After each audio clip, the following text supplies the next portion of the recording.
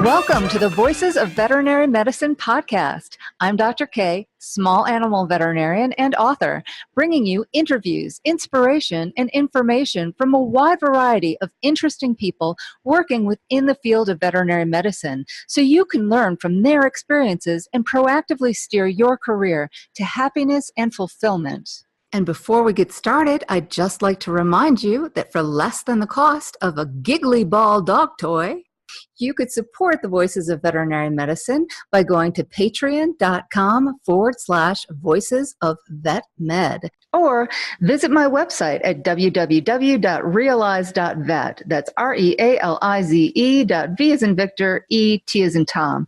Just click on the podcast tab, and there you will see the link for Patreon. Your support helps pay for server hosting and production, and it tells me you find value in the show and want to see it continue. And I thank you in advance for your consideration of supporting the show, and I'm so glad to have you here. And here's the show.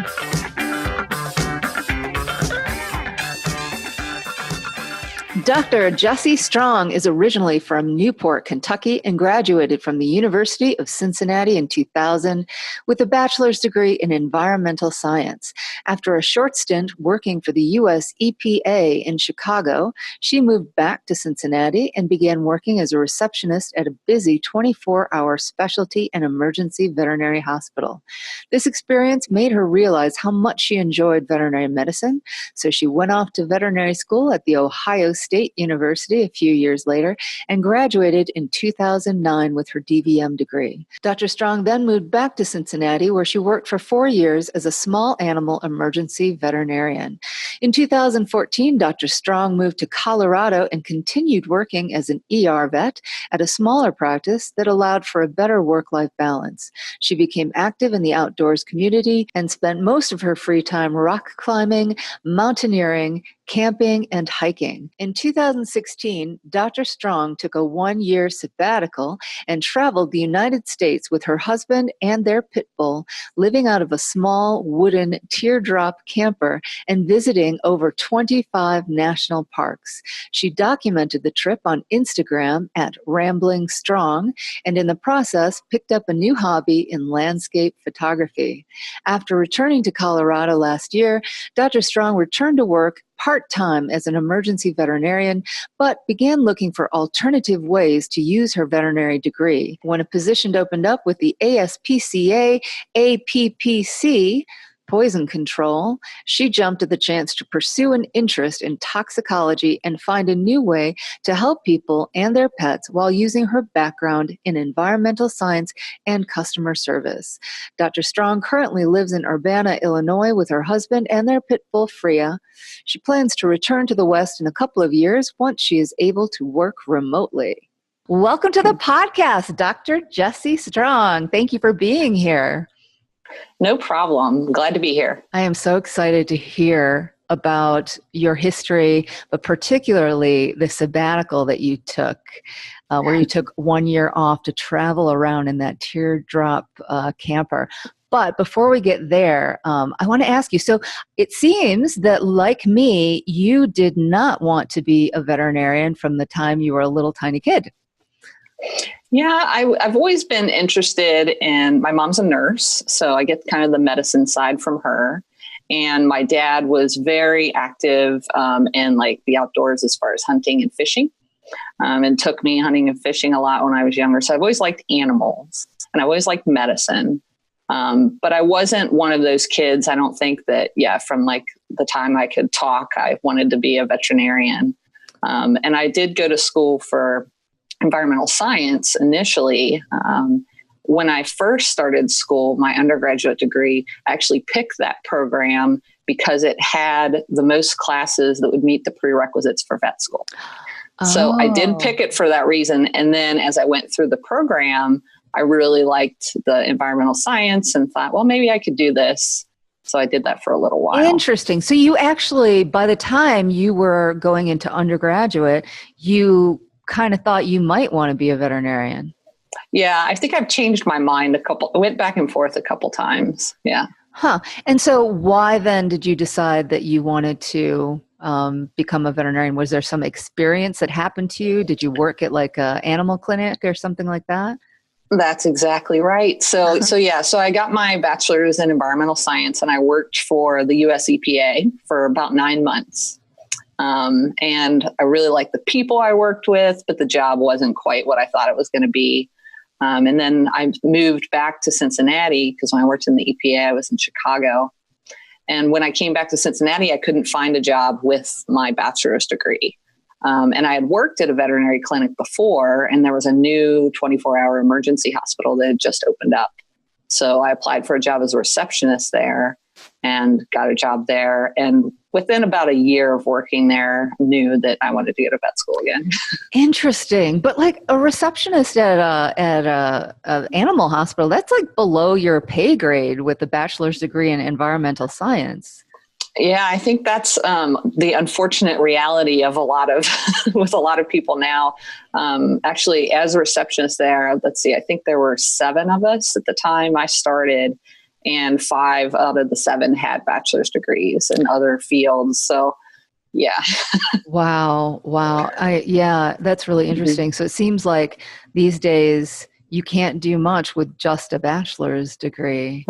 Right. Yes, definitely. My husband has a bachelor's degree in philosophy, so Oh. he hasn't really been able to do much with that. Oh, no. Oh, my goodness. Yeah, that's really, really tricky. And I worry about kids coming through today, you know, like, I don't know what the most useful bachelor's degree is. Like you picked environmental science because it was a way to get a degree, but also satisfy the prerequisites for vet school. So, exactly. Let me understand this correctly, though, because veterinary school requires things like anatomy, right, and physiology. Why would you need to take that for environmental science? So I didn't have to take anatomy and physiology as prerequisites for Ohio State, at least. Oh, so but I had to take like biology, chemistry, physics. Like it was all the kind of like basic sciences, and the environmental science degree ended up requiring all of those. So. Okay. So you always knew that if you were going to go to vet school, Ohio State was going to be it because that's your home state. Yeah, I'm actually technically from Northern Kentucky. So I'm from Newport, Kentucky. And I don't know if you know this or any of your listeners know this, but Kentucky, they contract with Auburn in Alabama. So as a Kentucky resident, that's where I would have had to have gone for vet school, which just seemed kind of silly for me because Ohio State's like an hour and a half away from where I lived. So I ended up, when I moved back after my job at the EPA, I moved to Cincinnati instead of back to Northern Kentucky so I could establish residency in Ohio. But I thought the Ohio State veterinary program, like it doesn't matter if you're in state, out of state when it comes to tuition. Am I wrong about that? Not when I went, at least. You had to pay more for out of state. Oh, okay. All right. Okay. Because I thought like Ohio State was, or maybe I'm thinking of Penn State. That could be. That's like, it doesn't matter if you're in state, out of state, and it's quite expensive to go there. Was Ohio State expensive? I don't remember the exact amounts. I know that when I was there, our tuition went up every year, at least 6% every single year. They would call a meeting every year for all the students and let us know that our tuition was going up. So it went up a lot in the 4 years that I was in school there. Wow. I can't remember the exact amounts, how much it was per year, but yeah. Okay. Well, let's go back to the first year of veterinary school and transitioning. So you'd been out in the real workaday world for a little while and then started up at vet school. And what were your perceptions and how did you feel about that transition? What did you think of veterinary school?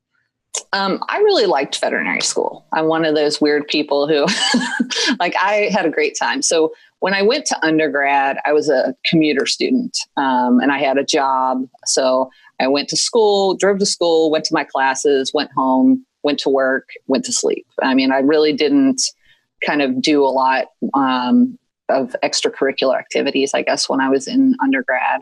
So when I went to vet school, I kind of decided like I'm going to get involved and make a good time out of this. So vet school was a lot of fun for me. I made a lot of friends that I still have now, really good friends.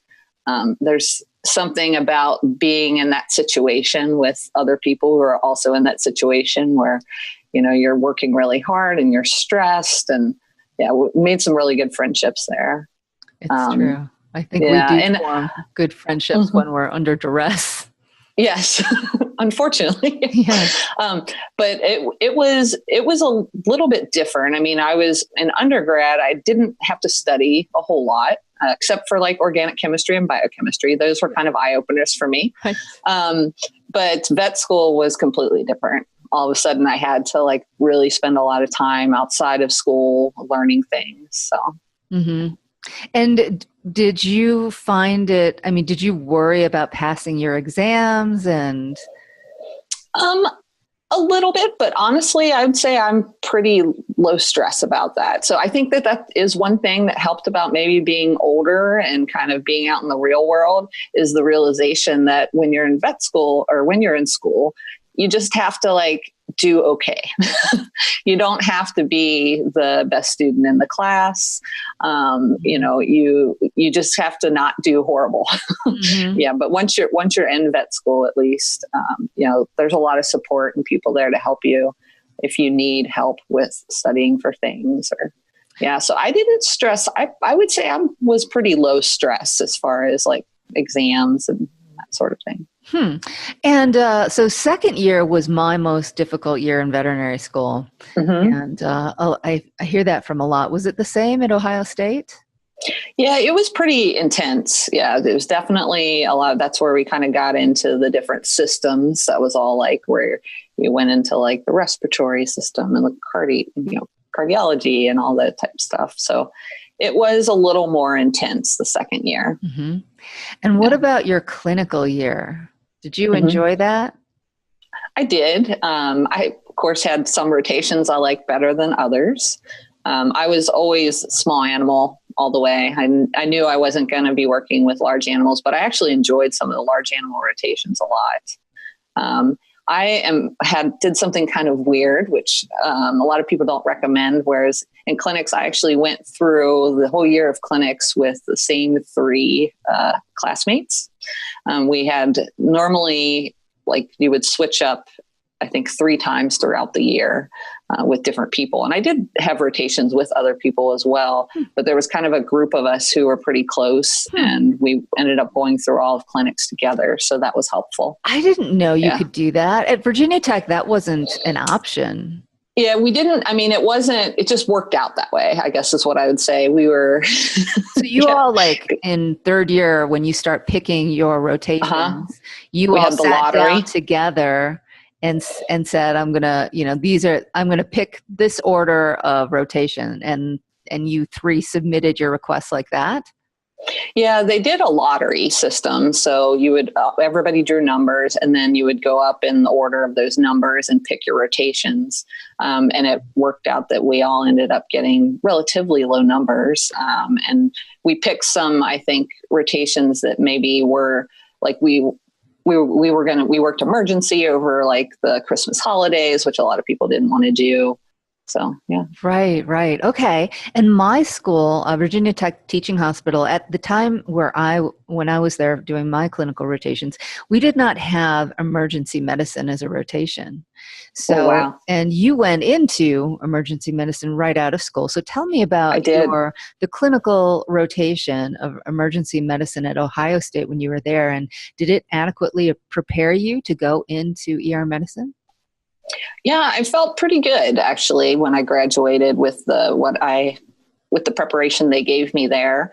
I did an extra 2 weeks rotation with their emergency service because I knew I was interested in going into that right out of school.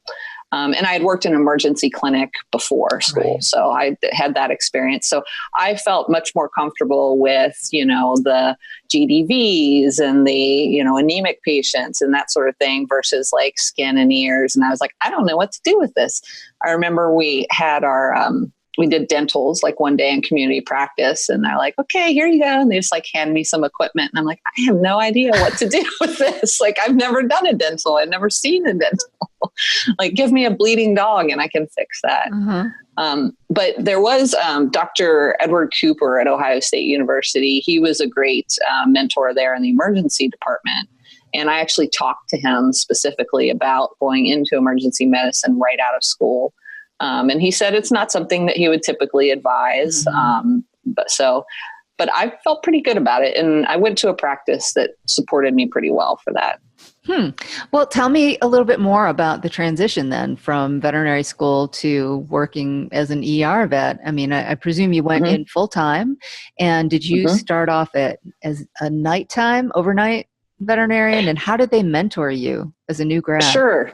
So the clinic that I worked at, they had one doctor on during the day. They did 8-hour shifts. They had one doctor on during the day, 2 in the evening, and then 1 on the overnight. So for the first, I think 6 months I was there, I only worked second shift. So I always had another doctor on with me. And I was kind of an extra doctor in training for about a month. And then I was that second doctor that had to see cases. And I remember 4th of July weekend was kind of the make or break weekend. And my boss actually called me before my shift, and she's like, so this is it. Like, kind of gave me a real, like this, we're going to need you to see cases, and you're kind of on right now. So it was trial by fire to some extent, but I had support. I had other doctors that I could always ask questions or show x-rays or look at blood work. So I always had that support there behind me to be able to back me up. Right. So you weren't the only doctor there. Yeah, and correct. Did you stay on second shift throughout it was 4 years that you stayed there, right? Yep. I was there for, I think it was 4 years. I think it was 3 years full time. And then the last year I was there, I ended up only working, like 4 days every other week. So their scheduling was not great. And there definitely were times where I would actually work first shift, second shift, and third shift all in the same week. Oh dear. Yes, which is why 3 years full time there was long enough for me. Wow. So yeah, I worked all different shifts there. And that's one of the reasons that I left that hospital was the scheduling was just too much. And it was a very busy practice. So sometimes even though you were scheduled for 8-hour shifts, you'd be there, 10, 12, 14, 16 hours past the end of their. Yeah. And let's talk about that for a moment, because when you say 8-hour shifts, I'm thinking, like, there are very few veterinarians who work 8-hour shifts, and especially ER vets. Usually you're scheduled for a 12-hour shift. So and the reason for that is so that you can get all your shifts over at once. So 3 12-hour shifts is 36 hours. That's technically full time. And everybody knows it's not just going to be 12 hours. It's probably going to be more like 14, 15, 16 hours. But you get it all over with, 3 days straight or however you work it. And then you've got some time off to recuperate. But if you've got 8-hour shifts, then are you supposed to be doing 5 shifts a week to get your 40 hours, or 4 shifts a week? It was between 4 and 5 shifts a week. Yeah. It was a lot.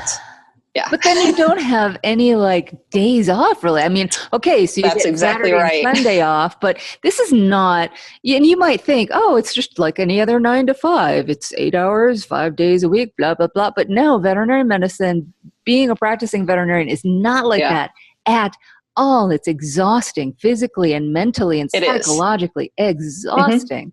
So doing 4 or 5 shifts a week is a lot. It was a lot. Yes, definitely. Ooh. No, and I'd say that was a big kind of surprise to me the first year, is how exhausting it was. Exhausting, like you said, physically, mentally, psychologically. Right. And you didn't know any better. This was your first job, and you were probably like, oh, this is how it is everywhere. Right. Oh, no. Right. Didn't the other doctors complain about the way they were scheduling? Oh, yes, they did. But it still didn't really change anything. Yeah. Oh, dear. Well, so this was back in 2009, right? Yep, that's when I graduated. Okay. Yeah. And I graduated in 2011. And I remember when I graduated, it was very competitive for new graduates. Like there weren't all that many jobs out there.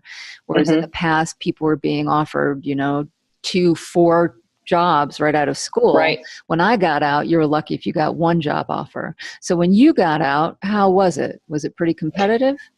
It was pretty competitive, yeah. And the clinic that I went to work at's the same clinic I had worked at before vet school. Okay. So I honestly didn't look around a whole lot because I still owned a house in Cincinnati.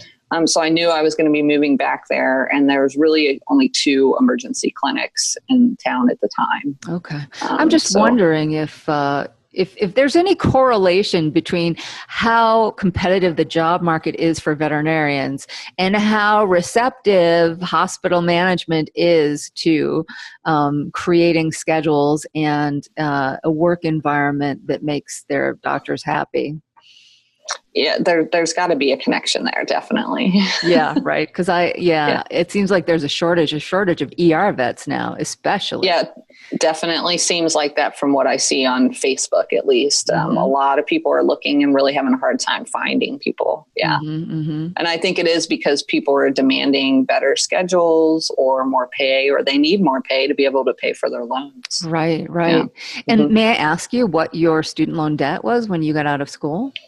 I don't remember exactly, but it was around 160,000, I think. Okay. And that's higher now. Oh no, which is always wonderful. Oh, yep. No. Oh God. Are you on IBR? I am. Yeah, me too. Yeah. Me too. Yeah. And so I honestly don't even worry about it anymore. I pay my bill every month, what I owe, and it'll work itself out. Right. Because in like 25 years, the balance is forgiven on IBR, right? Correct. So do you have, I'm sorry, go ahead.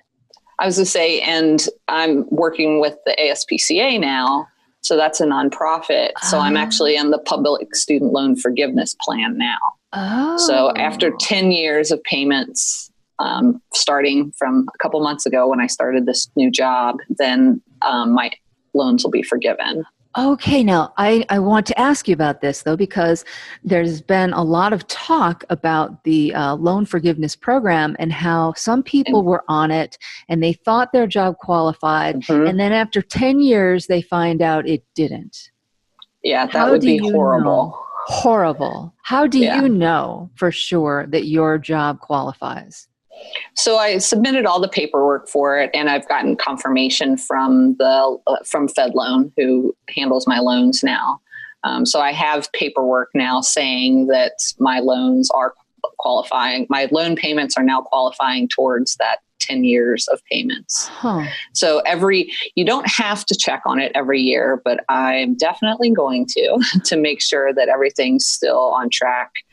So if anybody is in that program, that's what's recommended, is at least once a year to kind of check in and make sure that all of your payments have been credited towards that 10 years. Wow. So the people who ended up, not being able to retire their debts, they were not paying attention. They didn't get it confirmed in writing that they were, that they qualified for the program. I'm sure maybe you don't know, but it's just that would be my impression. Yeah.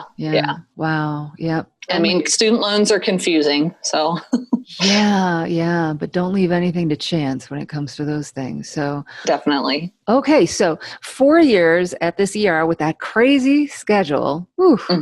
How was it? I mean, were you single at the time? No. So I got married in 2001. So I was married before vet school. Wow. Yep. Okay. And still married. Congratulations. That's amazing. You must be a really good couple. It is amazing. So no, it was interesting when I got into vet school. So I got in the first year I applied, and I did not expect that to happen. So my husband actually had a year left of his undergrad to do. When I found out I got into school. So that was kind of a rough time there.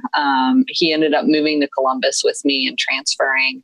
And it took him, he graduated this when I did. So it took him 4 years to end up getting everything for his bachelor's degree, because he was working part-time and full-time at some time. So, Right. but yeah, it was rough. It was a rough transition. And I think he had a little bit of a difficult time with, when you're in vet school, you have to kind of be selfish. You have to like really study all the time, and you don't have time to maybe give your spouse the attention that they need. So it was a little rough. And even the first year or two out of vet school was kind of the same way. You think like, yay, I'm done. And now I've got this job and everything's going to be great. Yeah. And I was working, I was gone even more than I was when I was in school, because felt like I was working almost all the time. But yeah, he's hung in there through it, and he learned how he went from a husband who maybe wasn't that great about helping around the house to someone who in vet school he would make dinners for me and my friends when they'd come over to study, and so he's done a lot. That's wonderful. Good on him. So at this crazy ER with that crazy schedule of yours, that's what I wanted to ask you is like, how did you manage the other aspects of your life? Were you able to take care of yourself? Did your health suffer psychologically? How were you doing? And what about your relationships? Yeah, it was rough. I wasn't that great about taking care of myself as far as exercise. I really didn't do a whole lot of that. I think probably the biggest thing I had when I was at that job was I had a huge garden. I built a huge garden in my backyard. So I spent a lot of my time off work in the garden.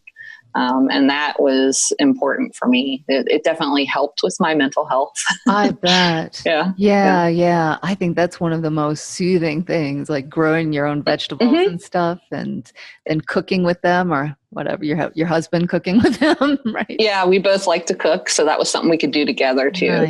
Nice. Okay, and then you decided to up and move to Colorado. Just couldn't take any more of those darn Midwestern winters. I'm from Chicago originally. Gotcha. To hell with those winters, Well, I know, and it was funny because when we moved, everyone back in Cincinnati and Ohio was like, "Oh, it's going to be so cold, and the winters are going to be horrible, and the winters in Colorado are nothing compared to the winters in the Midwest." These people have no perspective. No, yeah. So that's why, because you wanted a better climate. No, so I moved because right after I graduated from vet school, I took a trip out to Denver and went to Rocky Mountain National Park, and just fell in love with the mountains and knew I wanted to live in the mountains. So that's why we moved. It was, the place that I lived in Cincinnati, our house I had bought before vet school. So it was not in the greatest neighborhood. We don't have children, so we didn't really have that tying us there. And I honestly just kept in my mind, kept having this thing over and over, I want to live somewhere beautiful. I want to be able to look out my window and see something pretty. And that would make me feel a lot better. And it did. Yeah. When I lived in Colorado, I lived in the foothills, kind of right outside of Denver. So I had about a 45-minute commute to work. But it was beautiful. It was driving down through a mountain road, and I never minded that drive the whole time I was there. So, and did you find a job before you moved? I did. Yeah. So my husband actually found a job first, and then he moved out about a month before I did. And then I had talked to a few different ER clinics in Denver. And at the time, not a lot of places were hiring. It was actually kind of hard a lot of people wanted to move to Denver. But I just went to one ER clinic and they weren't hiring. But the guy there was like, I do know this other hospital that you might want to talk to. And they had a vet who left kind of suddenly. So they were really desperately looking for someone, and it was a smaller practice than the one I had worked at before. And I liked it a lot. Yeah. So in your bio, you mentioned that it offered an opportunity for a better work-life balance. So it did. What was your schedule like at this new practice in Denver? So I lucked out in that when I started there, they had just transitioned to 24-hour emergency. So it's very odd practice, and that they have a surgeon and a reproductive specialist. So it's a little bit different. You don't see that very often. But the most odd thing about it, so they're the two owners of the hospital, is that they were actually seeing all the emergency cases during the day while they were seeing their other appointments. So they had like the specialists were seeing ER cases that had come in. So then finally they decided we really need an ER doctor to take care of these cases. So when I started, I got a day shift schedule. Nice. Sweet. Yes. Exactly. Yeah. So it was 3 to 4 10-hour shifts per week. Yeah. Okay. Just kind of depending on, I wasn't too worried about, I need to work 40 hours. I knew one of the things I wanted to do in Colorado was, get out in the mountains and hike and climb and do all that stuff. So it was, 3 to 4 shifts per week, and they were all day shifts. Wow. So it worked out great for me. Yeah, very nice. Because I love ER medicine, and I did overnights when I first got out of school. And man, is that hard on. It's hard on you as a new grad, and it's hard on your body. And it is. I did general practice for a couple of years because it was during the day and it was a predictable schedule, blah, blah, blah. But did not enjoy it at all. And my dream has always been to work ER days. Yeah. And it didn't stay that way as they hired more doctors, and they kind of changed the schedule around a little bit. And then when I left on my trip, after I came back, I worked there again for about a year, and I was working overnights then. But I was only working part-time, so it wasn't too bad. It was 3 shifts every other week. Okay. Yeah. Not bad at all. Now, this is what I'm really curious about. This trip that you took, you sold everything you owned. And did. You just left. And why? What was going on in your life, and what was going through your mind? And how did you make this decision? That's a good question. And I honestly don't know, have a great straightforward answer for that. I'd say that I've always wanted to travel, do some traveling. And I think moving to Colorado and just getting out and hiking and backpacking and camping and kind of seeing all these beautiful places just made me realize, what am I waiting for? Am I going to wait until I'm 60 years old or 70 years old when I can't actually go out and hike and do all these things? Then I just didn't want to wait. So a friend of mine, who's also a veterinarian, he actually took a 1-year sabbatical to hike across Africa. Wow. And when he was talking to me about his plans for that, I was just like, okay, I'm going to do this. I'm going to do something.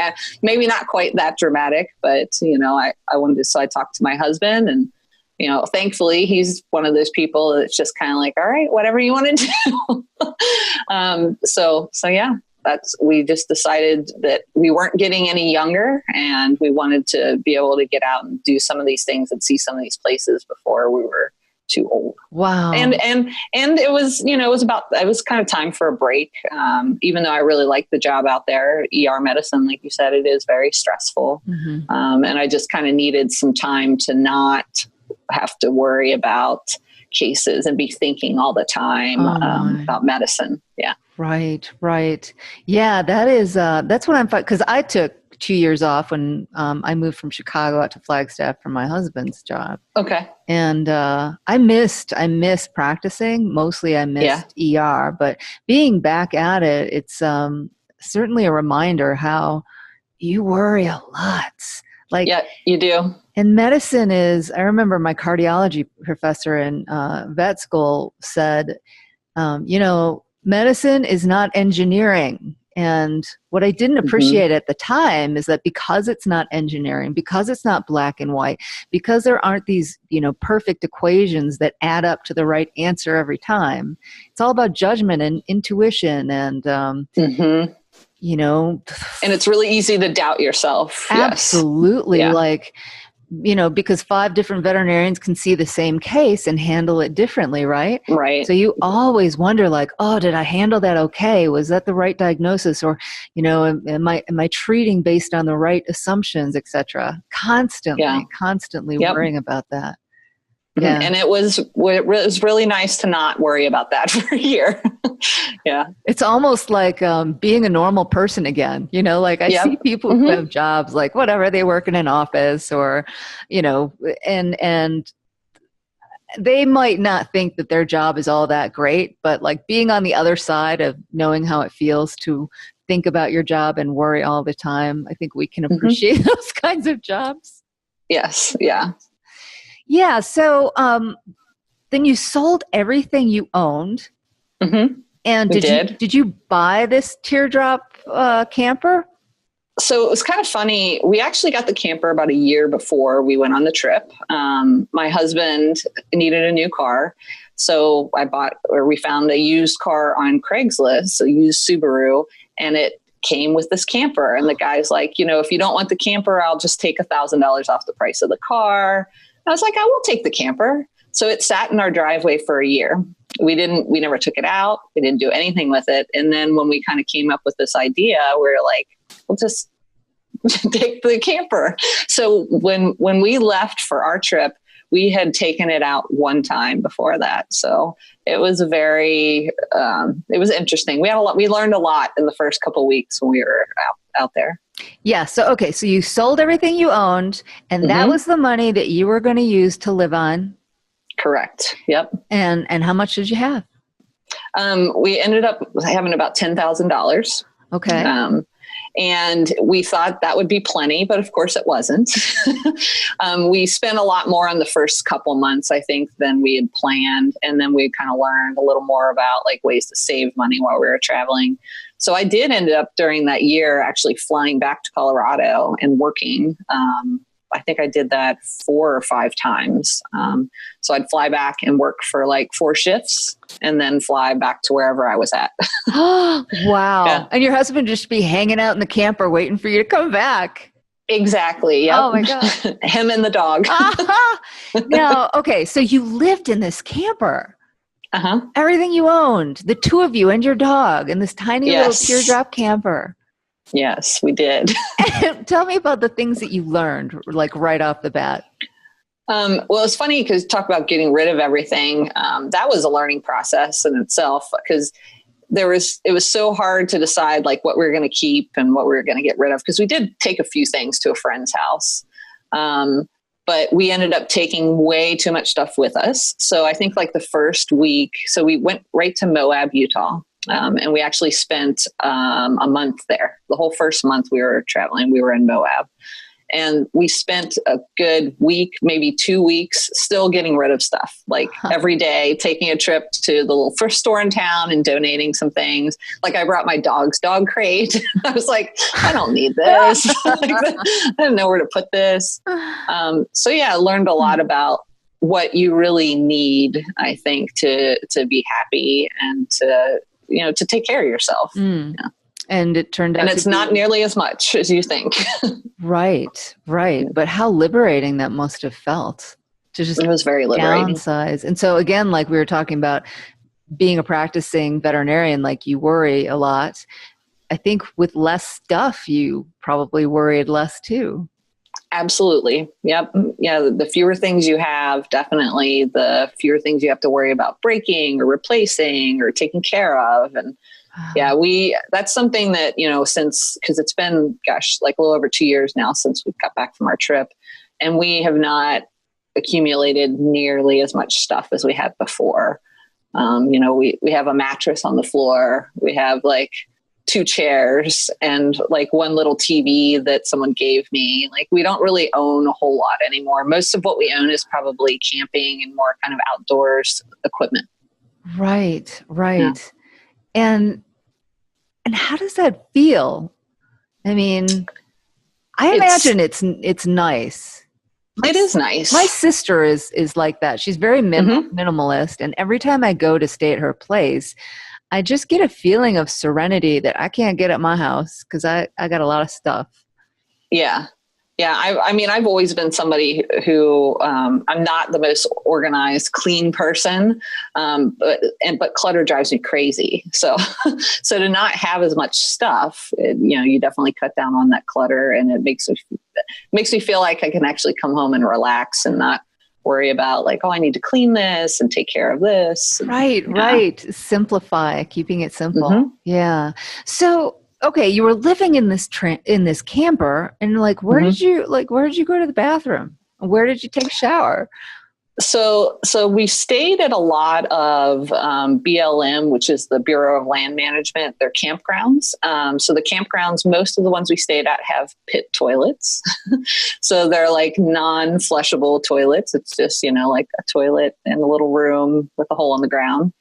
So that's where we went to the bathroom. So we usually did have a bathroom. Showering was different. So we had a portable shower that we brought with us. We used a couple times. It was like you fill up a bag. It's this big black container. You fill it up with water and let it sit out in the sun. It gets hot, and it had like a spray nozzle. But we took showers a lot we would splurge and like stay at like a real campground, maybe every week or two. But there was times where we went a good 2 weeks without a real shower. I would still have to wash my hair. Like that's the thing that drove me crazy, was my hair would just get so gross after a few days, especially in the desert with sand. Right. I'm surprised you didn't shave your head. Like, you're going for the aesthetic lifestyle. I actually considered that. That did cross my mind, but I didn't do that. Yeah. Would your husband have protested? No, he probably wouldn't have. He doesn't. He's pretty open with whatever I do with my hair. Nice. Well, I have a promise to my husband that I can't cut my hair short, but then he has to keep his the way I like it too, though. I had, before vet school, kind of as a new start to things too, I actually always had really long, straight hair, like down to my waist long hair. Oh, and before vet school, I cut it like really, really, really short and dyed it pink. So, so I've had a lot of different hairstyles and colors since then. Nice. So, all right. So tell me about some of your adventures. Like tell me about some of the most wonderful, magical experiences that you had while you were just free and driving around the country and living out of this Teardrop camper. And then tell me some like scary experiences that you had too. Sure. The good definitely outweighs the bad.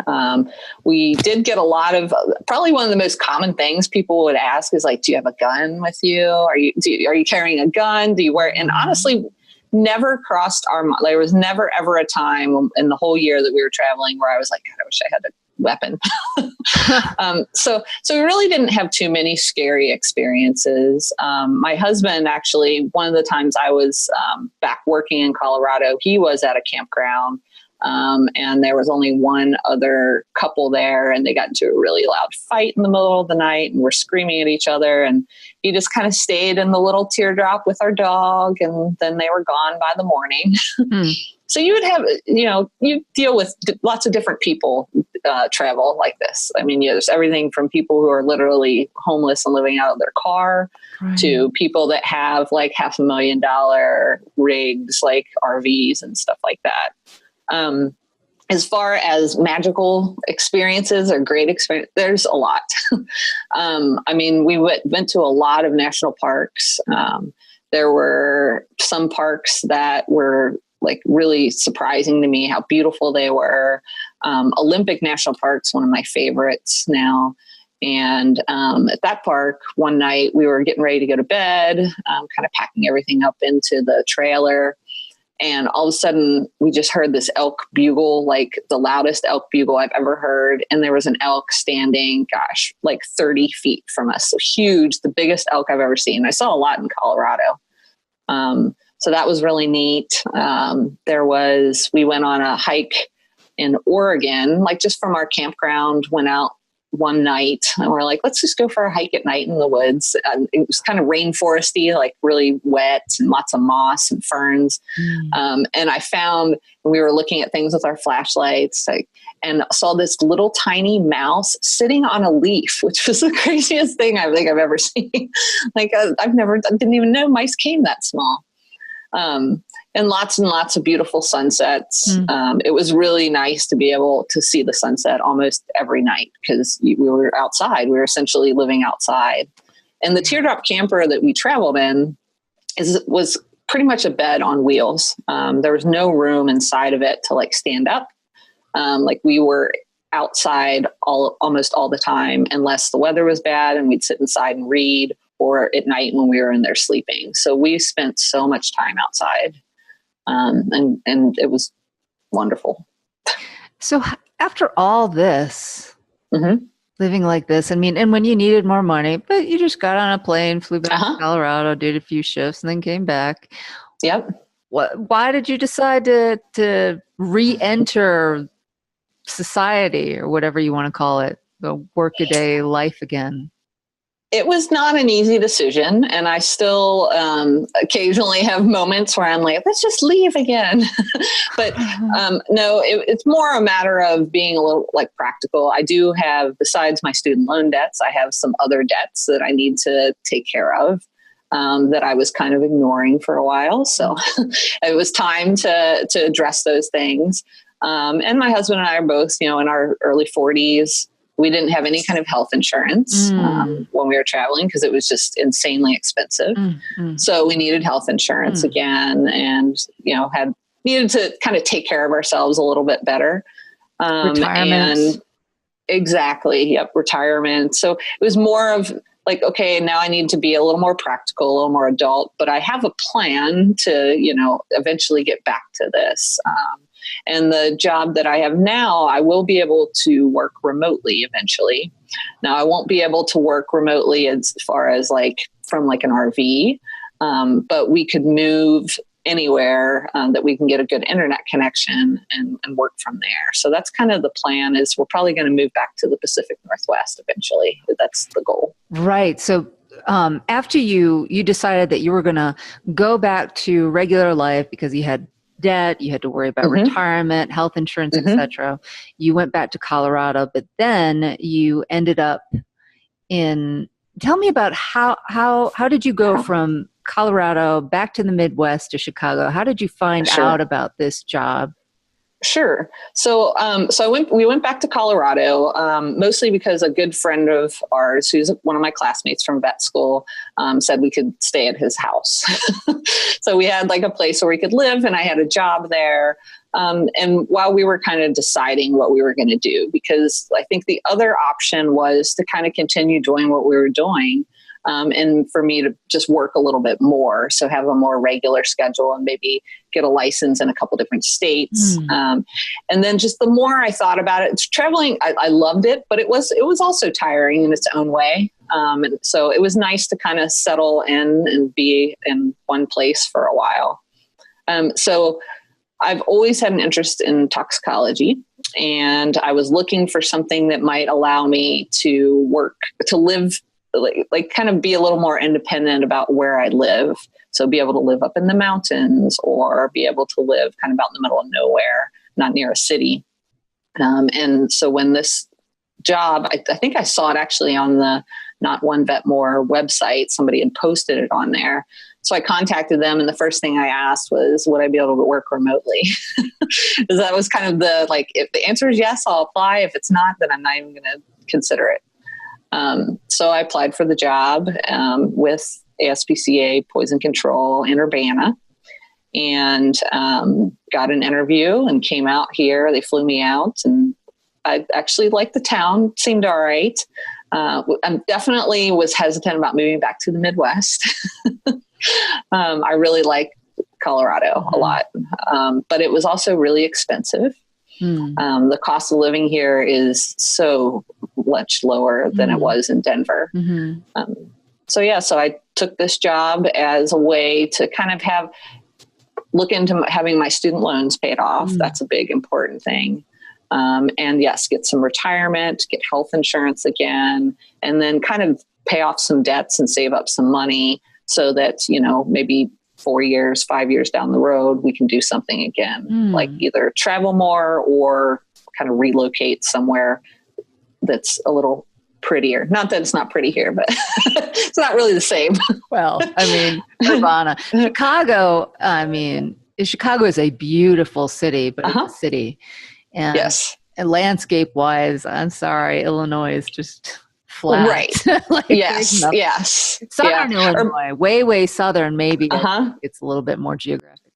I haven't been there yet, but that's in plans. Yeah. We're planning on going camping to Shawnee National Forest next month. Yes. Nice. Yeah. So they said, yes, this is a job where you can work remotely. And then, what sort of hoops do you have to jump through before you get to do that?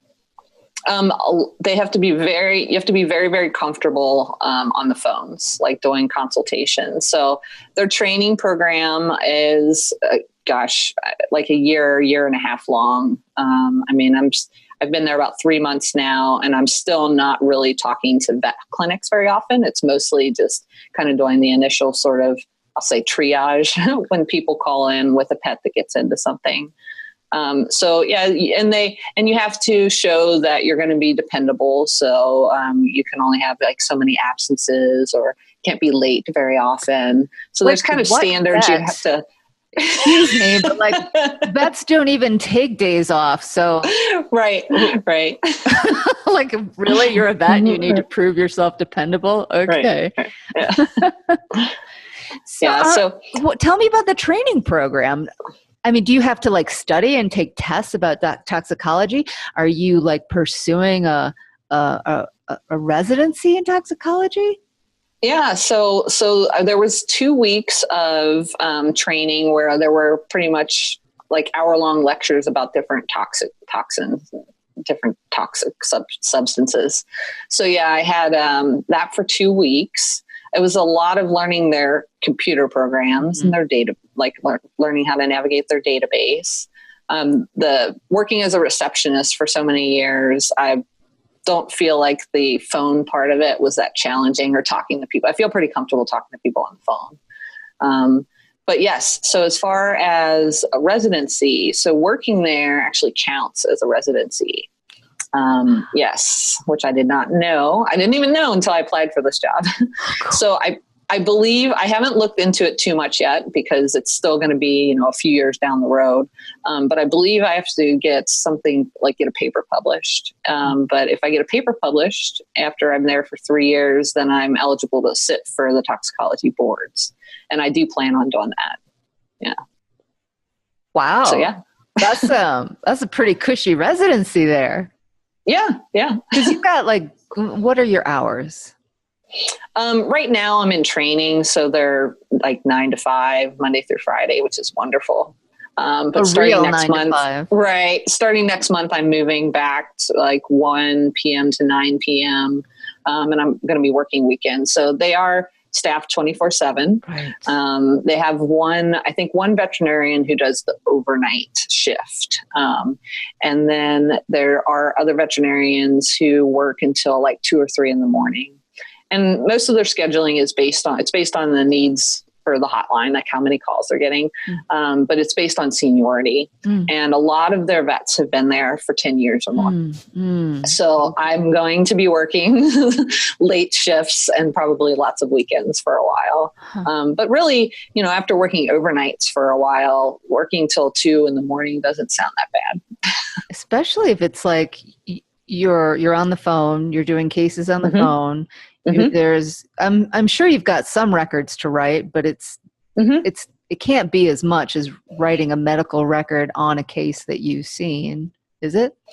Yeah, it's a lot of, so they use their database for a lot of like research, or people can use their database for data on different toxins. So it's very like standardized, lots of like drop down menus, to without going into too much detail, there's lots of like drop down menus for things to make it pretty standard. So if people were searching for, dogs that got into this toxin that had this clinical sign, or, you can kind of use it to mine that data. So there is a little bit of typing, but it's not a whole lot. It's not like a complete medical record like you would do at a clinic. Okay. But it's a little bit, it's different. Their database system is definitely not like a medical record that I've seen before. But it is very busy. When there's almost always a wait. There's people waiting on hold usually. So they get, last year, I think they had over 200,000 calls.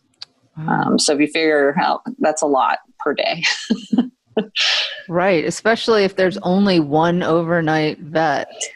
Yeah, and I think I could be wrong, but I think that there's only one vet it's like from 3 a.m. until whenever the morning vet comes in, which is probably like 5 or 6. So.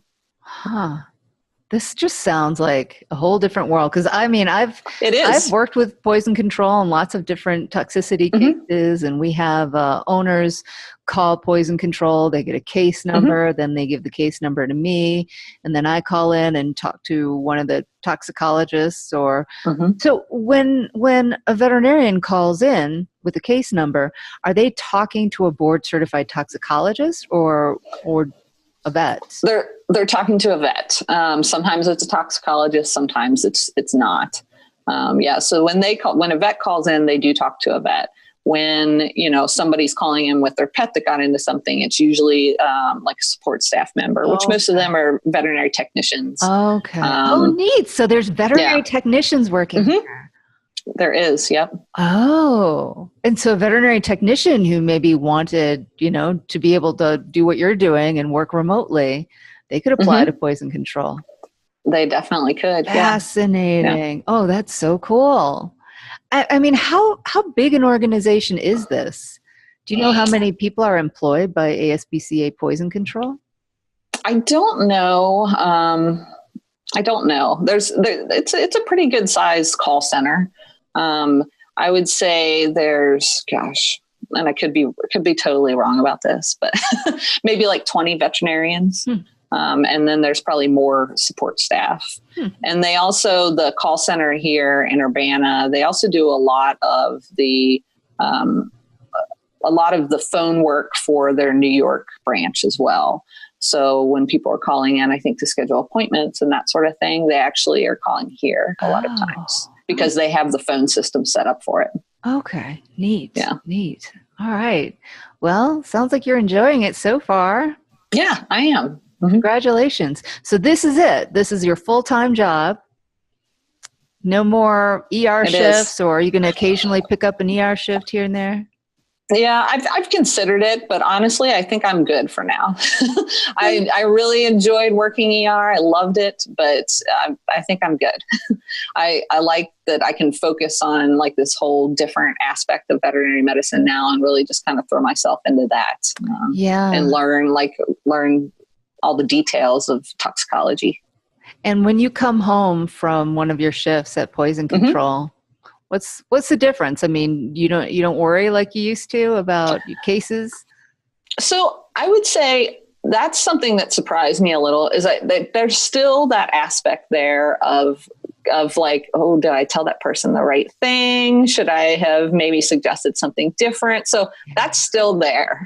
Wow. But it's not nearly as like emotionally, I think, draining, dealing with people on the phone versus dealing with them one-on-one.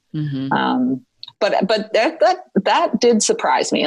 But there's still that aspect of like doubting yourself and your recommendations. And I have been doing a lot of studying and taking some online CEs for different toxicology subjects and doing a lot of reading. So I'm reading more and learning more than I have in a while. Nice. Well, I'm so very happy for you. And this is the other thing I wanted to ask you before I forget. Yeah. So, because I'm sure that a lot of people out there would love to have a job that they could work anywhere in the country or, for that matter, the world, right? So when you were looking for this type of job, what other sort of opportunities did you come across? When I was looking for work, I wasn't always just looking at veterinary medicine jobs too. So I actually was kind of on the fence about, do I, want to try like working more like in the outdoors industry, because I'm really interested in hiking. But then I realized there's no way I'm ever going to find a job doing that where I make even close to what I make as a veterinarian. I haven't come across a whole lot of other veterinary jobs where you can work remotely. That being said, telemedicine seems like it's a really big thing that's up and coming. In human medicine, it's being used a lot. I have seen some jobs or posts mentioned of like one thing I came across actually last week was the app or program WAG, who does all the pet sitting. They actually have veterinarians now, if you go to their website, where you can like ask them questions about your pet's health. So I think that telemedicine is something that's going to be a big thing in veterinary medicine. Interesting. Oh yeah. WAG, there's an app for pet sitters. So pet sitters are like they're taking care of people's pets, and then they're worried, I don't know if something's wrong, and they can contact a vet.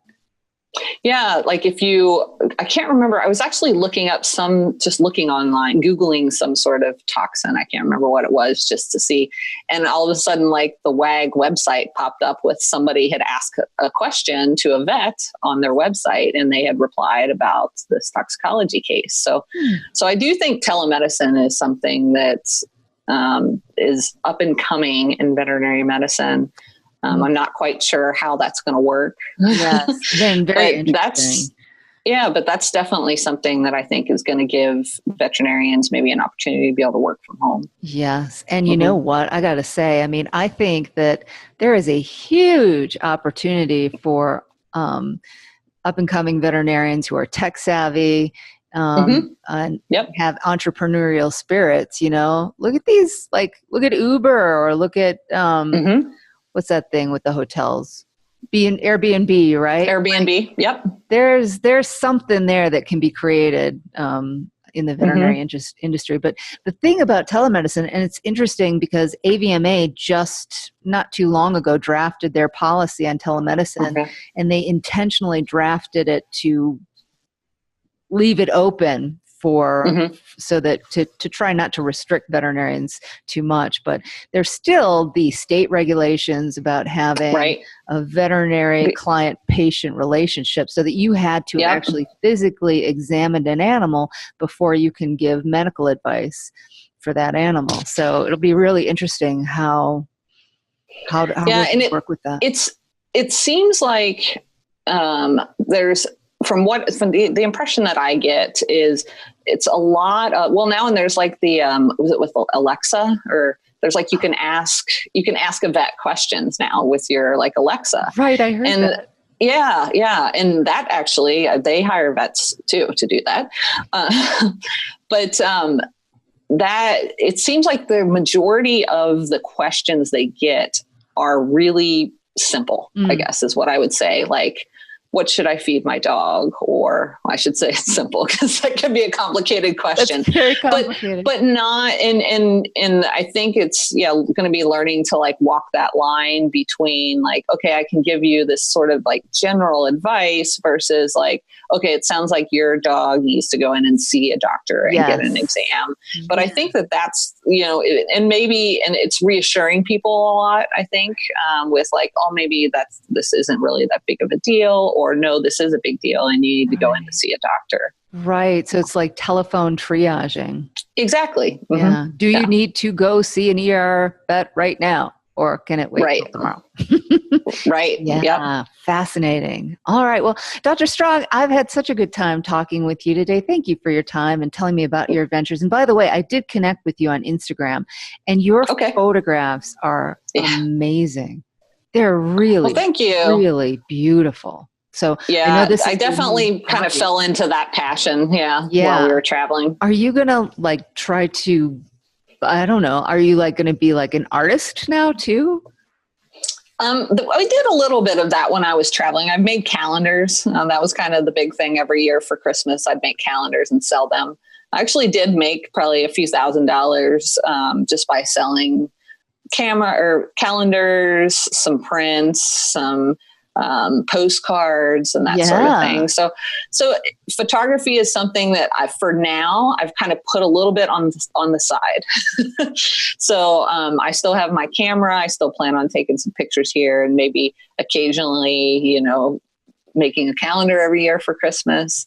But I think I'll plan on getting back to that eventually. Mm-hmm. Yeah. And my husband's an artist too. So he's kind of more focusing on that part for now. Ah, okay. So I have to ask though, because now everybody okay, you've got your iPhone, that's your camera, but these were not taken with an iPhone. Most of them were not. Yes. What kind of camera were you using? Just curious. It's a Nikon. I think it's D3600. So it's the lowest end DSLR camera that Nikon makes. I think I paid like $500 for it. Okay. So not crazy expensive. Okay. But yeah, it's a nice beginner's camera. And it's very much, you can just kind of point and shoot if you want to, or you can play around with it and do lots of different stuff. Yeah. The photos are so beautiful. And I find myself like I'm going through your feed on Instagram.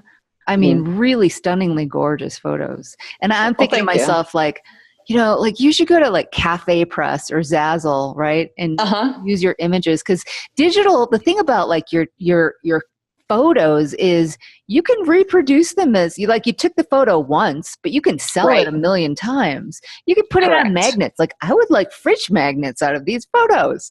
You could go set that up on like Zazzle or something. Yeah. And that is probably something I'll do. I have plans I'm one of those people where I always need some sort of little project too outside of work. Me too. And photography was my thing for a while, and I've kind of put that on hold while I'm doing other things, but we'll see if I get back into that. It was gardening in Cincinnati. So it was rock climbing in Colorado and hiking. So yeah. And do you think that these other aspects of your life, that they help you to manage the stress of being a veterinarian? Absolutely. Yeah. I mean, it's something I can focus on where I'm not making kind of life and death decisions or thinking about those like the more difficult decisions.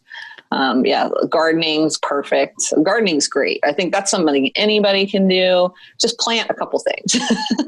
And it's great to, be able to just get your hands out in the dirt. It gets you outside. It's, you notice little things while you're out there working with your plants. And then, and then you get rewarded with food, yummy, healthy food. So, but I think that it's really important to have things outside of work to focus on. And I think, my first year out of vet school, I was working so much, I really wasn't able to focus on very much. And then once I started the garden up, it kind of made me realize how important that was. Right. To have something outside of work. Yeah. It can be so all consuming. It can. Do you have any specific words of advice for future veterinarians or other people wanting to go into the field of veterinary medicine, or perhaps people who are working in vet med now? Yeah, I mean, for people who are going into veterinary medicine or want to go into it, it is a very rewarding profession. I can't imagine another job where you have such high moments, where you have a little puppy come in that's hypoglycemic and, you give it some dextrose and it's better. And, you have these really great rewarding moments, but there's really hard moments too. And I think that you don't think about those until you're practicing, and you're not going to think about it until you're practicing. You're not going to know what that feels like or kind of how hard that can be at times. But for people that are veterinarians, take care of yourselves, please. Get out there and, spend some time, go for a walk in the woods. I think getting outside is really important. Go see something beautiful. Like if you're not happy where you're at, look other places. Don't be afraid to move.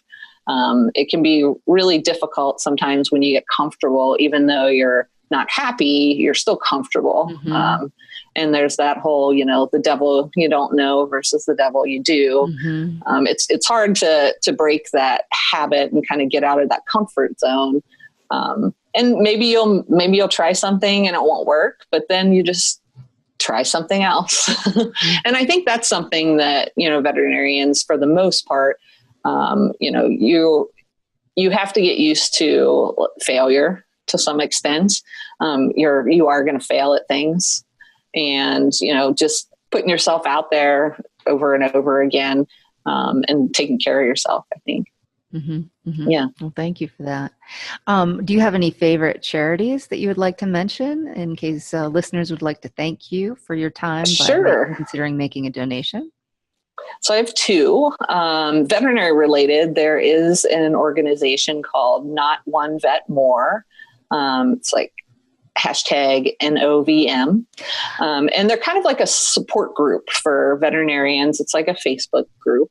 And they do accept donations, and they use that money to help out veterinarians who might be having some sort of difficult time or crisis. Maybe they need some help getting some assistance. So that's a really good organization. And I've been following that group for probably about the past year now, and seeing some really good stories from there of people who've come there for support and have gotten a lot of help. Mm-hmm. So that's the veterinary group. The non-veterinary group is Big City Mountaineers, and they have an office in Denver, and then I think they have one in Seattle.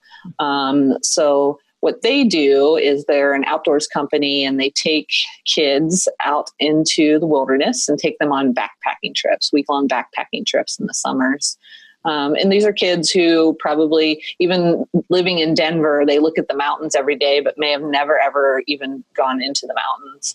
And my husband went on a trip last year with some boys, and he said it was a life-changing experience. Like there were kids that there was like one kid who barely wanted to talk to anybody, was really shy and quiet. And then there was another kid who was like the big tough guy. And those two ended up becoming like the best of friends by the end of the week. And they had a lot of fun. And I think it makes a really big impact on kids, getting them out, showing them maybe that they can do things that they didn't think that they could. Right. Amazing. So, yeah. And just exposing them to like nature.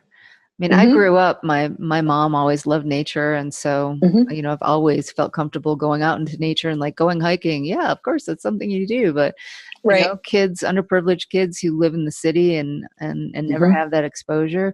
I frequently wonder, like, what is it like when they grow up and become adults? And are they going to have any respect for the natural world? And are they going to see it as something that we need to take care of?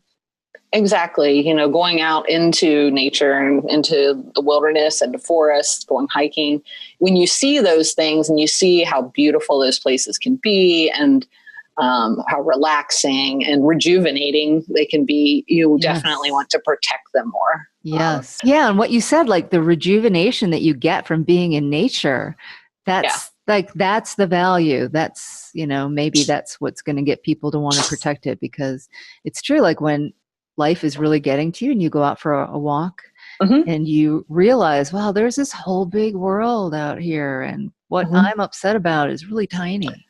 Exactly. Yep. Yeah. All right. Well, Dr. Jessie Strong, thank you again so very much for your time. I've had a wonderful time meeting you and speaking with you, and I wish you the best of luck with your new job with poison control. Well, thank you. It was really nice speaking with you too. I hope you enjoyed today's show. If you found it helpful, please take a moment to leave a positive review of the Voices of Veterinary Medicine podcast and share this episode with anyone else who may also benefit. And whatever your current interest in veterinary medicine is, and wherever you are on your journey right now, I wish you a magnificent future. Content disclaimer. The opinions expressed in this podcast are those of host or guest alone and do not reflect those of respective employers or other affiliations. Unless otherwise stated, podcast guests and hosts claim no professional training or education in psychiatry, psychology, human nutrition, exercise, physiology, financial or legal matters, human medicine, or medical education. Please consult a certified or licensed expert in these areas for professional help. Any advice on veterinary medical practice advice provided by the author or guests is intended only for application by licensed veterinarians capable of using their own medical judgment. Nothing in this podcast implies or intends to establish a doctor-client-patient relationship, and any information provided about pet care is for entertainment purposes only. For medical advice pertaining to your pets, consult a licensed veterinarian in your area. In no event should the host or guest be responsible or liable, directly or indirectly, for any damage or loss caused or alleged to be caused by or in connection with the use of or reliance on any information provided in these podcasts. It is the listener's responsibility to research the accuracy, completeness, and usefulness of all opinions and other information provided by the hosts and guests of the Voices of Veterinary Medicine podcast.